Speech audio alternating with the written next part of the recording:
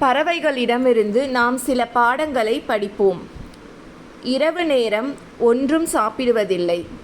இரவு நேரங்களில் ஊர் சுற்றுவதில்லை. தன் பிள்ளைகளுக்கு தக்க சமயத்தில் வாழ்க்கைக்கான பயிற்சிகளை அளிக்கின்றன. மூக்கு முட்ட உண்ணுவதில்லை. எவ்வளவு தானியங்களை இட்டு கொடுத்தாலும் தேவையானவற்றை மட்டும் கொத்திவிட்டு பறந்து செல்கின்றன. போகும்போது எதையும் எடுத்து போவதில்லை. இருள் சூழும் போதே உறங்க துவங்குகின்றன.